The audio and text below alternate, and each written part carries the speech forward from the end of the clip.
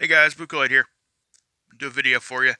I've had kind of a rough day, so I'm gonna probably try to keep this kind of short. Just had a lot of stuff going on here at my house. Had to do a lot of jumping through hoops. My hot water heater went bad. They went to come to replace it, and they couldn't do it because they had to replace a bunch of lines that weren't up to code. Which, man, for 100 years, copper line was fine. Now all of a sudden, they can't even put it in your houses. It's crazy. But anyway, so that, and I also had my house appraised at the same time, and yeah, um, some of the rules they got for that, guys, is completely crazy. Uh, I'm in the process of remodeling my kitchen, and my kitchen cabinets, I was painting them, but they were not going to be able to accept the appraisal or give me any kind of good appraisal because of the type of loan I was getting. They required the doors to the cabinets to be on. So I had to put the doors on without it even being done. They didn't care if they were painted or not. They just had to be on the cabinets. It's crazy, crazy stuff like that. And I had to repaint my front porch because there was a couple of pieces of flaky paint on the floor of the porch where, a lot of people paint their porches gray for outside. That's what mine is. Had a couple little pieces flaking, and they didn't want to. Yeah. Anyway, I'll go on from that. But anyway, I was just able to watch Scott's last video, his live stream he did. He hasn't did a live stream in quite a while, so yeah, checking it out for sure, which I do anyway every other time. But this one was particularly good, guys. Really need to go over and watch it. I'm going to show you a couple clips of what's going on here. He's actually he knows somebody that is, we'll just call him an insider. Um, and the guy let him record part of the phone call conversation Scott had with him. And I'm telling you, some of the stuff that little clip, some of the stuff that the guy says is, number one, it explains a lot of stuff that's going on with our sun. You'll hear him talk about a torsion effect that's happening because the equator of the sun rotates at a different speed than the poles do. Okay, and Scott explains it really. Actually, Scott explains it, but the guy talks about it first and explains it also. So you're going to hear a little taste from me, and then please go over and watch this video because everybody needs to. It really is. It's really, really great information. Um, I think it explains a lot. We talk about the color of the sun being white now, pretty much, and most people have noticed that. I work outside for a living. I can tell you right now that people that I work with don't even know I run a YouTube channel, and they come to me and they start talking about, man, the sun is just, even when it's 75 degrees, why does it feel so hot? Okay, well, this is part of the reason. The sun's hotter than it used to be. That's just, even if we talk about UV. And while I'm talking about that, I know Mr. MBB3, he's got his UV guys, his network that he takes readings from. I'd be curious to see if we get any kind of UVC during the winter here in the northern hemisphere. We're not supposed to get any at all on the surface anyway, but we've been seeing that for the past 2-3 years. We're getting UVC, which is very dangerous. It affects the human at affects our cells at a molecular level. So it goes right to it, man, and it can be really dangerous. Now, don't get me wrong, our skin does a pretty good job of protecting us, but when we shouldn't be seeing any of it. Okay, anything that we've ever experienced in the past came from artificial light sources.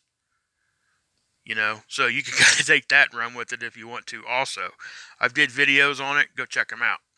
I can leave links, but I'll talk about the UV thing at length on a different video. But I'm going to let you guys listen to Scott here for a minute because he's talking about these coronal holes and what they do. Okay, so I'm just going to go ahead and start this, and you guys check it out.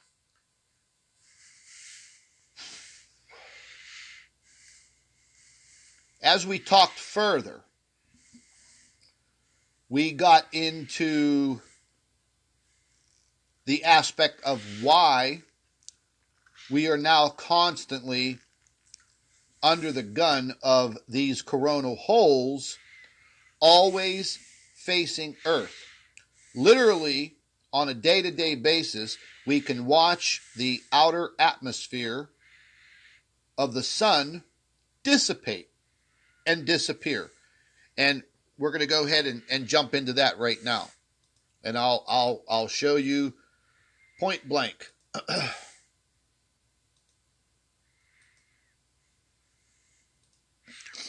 Listen to what he says about earthquakes, guys. We're going to go to the SDO, Solar Dynamics Observatory.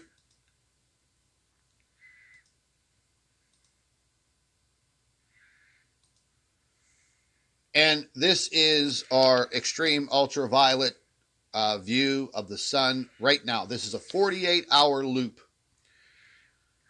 One of the major causes of these earthquakes here on our planet is the induction of these heavily charged particles that stream directly from these coronal holes, impacting our Earth on a daily basis.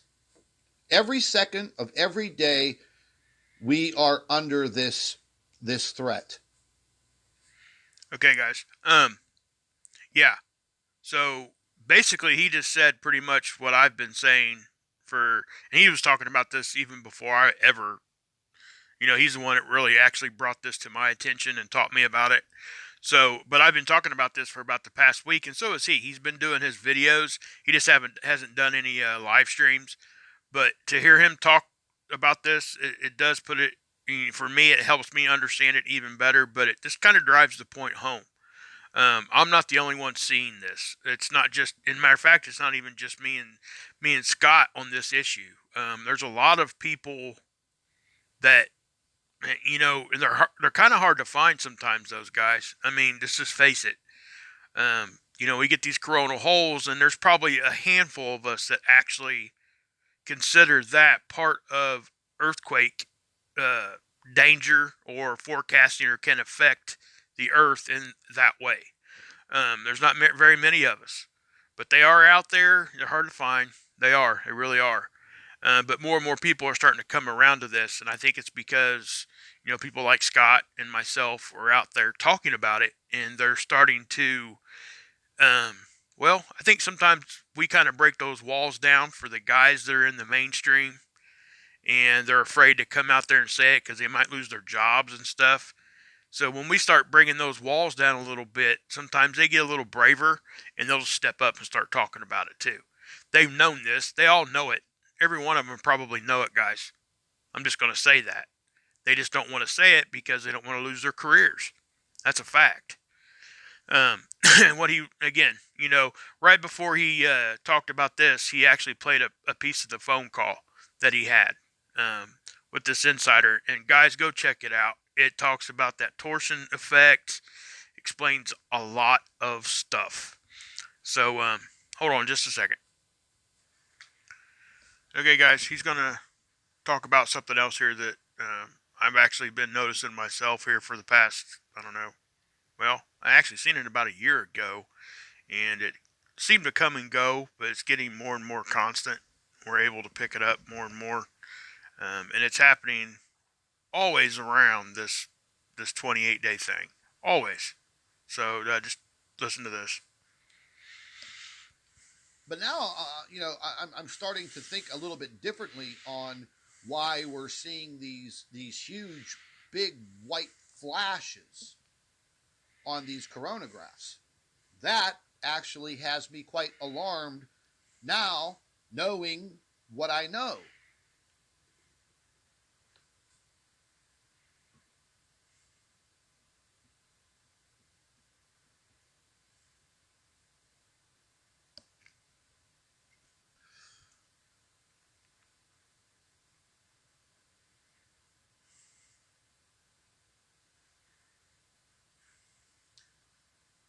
I've watched so many coronal Now listen to what he's saying right here. This is what I want you guys to hear. mass ejections over the years, and this last year,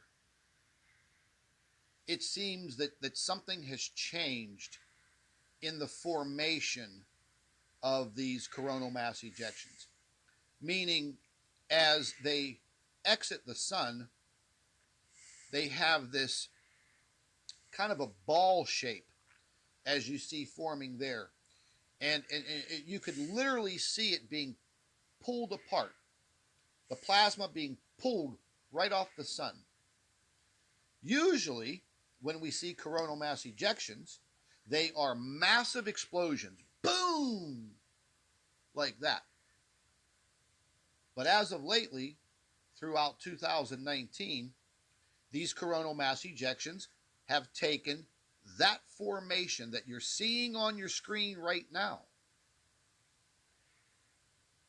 I mean, I don't even know how to put it into words to describe it, but you can see it. It's like you're pulling a very thick liquid off of something, and as you pull it off, it creates a kind of a string. You know what I'm talking about? Okay, guys. Now, just pay attention to what he just said right there, and I'm gonna show you some still photographs it's gonna completely explain it all. And it just came from like past few days. So, with that, I'm gonna pause for a minute. Okay, guys, I got you over at Seeds. I'm gonna let you guys watch this time lapse. This is from the 17th. Okay. Now, first thing I want to say is, when we talk about this 28-day cycle and all that, we know that it's just, we're talking about the main stellar core object, but there are other objects there that are traveling with it. So when we know that too. So what I'm saying is that what we're looking at here may not actually be our object itself, but it's definitely reacting with something here. And this to me, as I'm looking at this actually looks like it might be towards the back side of the sun. So what I'm saying is, remember what he just said. He said it looked, and he put it in great words because I wouldn't even have thought the way he was saying it, but it explains it exactly what we're seeing. It's as if it's like something getting pulled off a ball and a thick liquid, and it turns into almost like a string. But what we're seeing is this isn't starting at the sun. Okay, and when it does start at the sun, it gets brighter when it gets to this object. So if you guys look at this, look right there. That wasn't even connected to the sun. Then it actually stretched back. Okay, so this thing is actually pulling energy, causing the sun to react, and that's what's happening right there. So they really, there's really no other way to explain that. He put it in words that I'll probably use in the future. See, there's one. So we had two of them. That was two little small CMEs. Okay, you see that right there? That did not start on the sun, and it took that ball, reversed that ball C shape, and then it ejected on out. So I wanted to show you that. Now I'm going to show you some stills. Okay, now again, these are stills, so these will be easier for you guys to understand what I'm saying. And this is actually from the 18th. This is the next day. So this is like during this whole time frame that our object was on this side of the sun, we had two decent sized CMEs and probably three smaller ones, if not more. Some of the data is very, very sketchy because we're missing some. So it's hard to even see if there was more going on. But the stuff that we did get to see, this is what we catch. So as you can see, I put some words here. It started right there. There's the next one. Now look, this right here really explains it. That's that object, and you can see the sun starting to react. Now look, there's dead space. There's nothing there connecting those two at all. That's lots of miles, thousands of miles in between those two objects. Probably a million or so, if we're looking at it in a perspective here. It may even be a couple million miles. It's hard to tell distance from what we're looking at here, but the main thing is there's dead space between it. The sun started to first you start here. There's nothing Nothing here. Nothing going on right there. Now, my guess is because the sun's actually here, and that's the black occulter, it probably is starting to do something right there. But we just can't see it yet. So when we first see it, it's out here. But you can tell that there's clearly space there. And then the next one here, you can see the energy starting to come. It's right there. And then it stretches out, just like you said, in a string. Look. Touches that object, and look, and then it's not even connected to the sun anymore. So, I mean, it's like, that's exactly what it did. It reached out, it reacted with the sun, and then it went away. I mean, it's not hard to see. Just most people don't take the time, slow it down, and look at this. And, this is stuff that, Scott's been looking at for years. I've been looking at it for going on 2 years now. And this is stuff that we see because it doesn't look normal. So we stop and we look. And this is how we catch this stuff. That's why we want you guys to look at the tools, because you'll get to doing the same thing that we're doing, and we'll catch even more.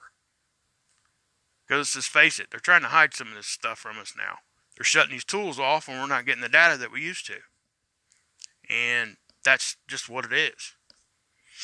But I put it in a little movie strip there. If you guys want to take a screenshot and blow it up and look at it for yourself. But yeah, I did there and there. So, but I'll leave a link to Scott's live stream. You guys really need to go check it out because you get to listen to that phone call. I didn't play the phone call because you guys, Scott did the work. He deserves the traffic over there. So go check that out. It definitely is definitely something to hear because that insider has got some really good stuff to say. And it actually helps explain a whole lot of things. It may even help explain why we always see coronal holes, permanent coronal holes on the north and south pole of the sun. I bet it has something to do with that too. So, but anyway, guys, God bless. Shua saves, and you can drink this Kool-Aid. Had a bad day again. She said I would not understand. She left a note and said I'm sorry. I had a bad day again. She spilled the coffee, broke a shoelace, smeared the lipstick on her face, slammed the door and said I'm sorry. I had a bad day again. And she swears there's nothing wrong. I hear her playing that same old song. She puts me up and puts me on. And had a bad day again. She said I would not understand. Left a note and said I'm sorry. I had a bad day again. No.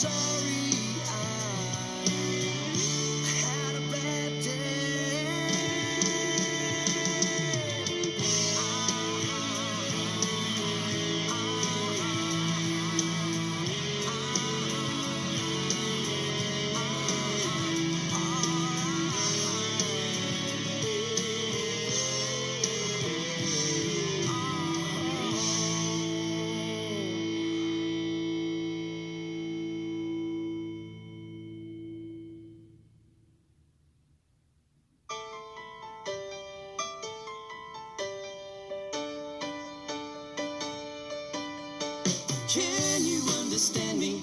Baby, don't you hand me a line.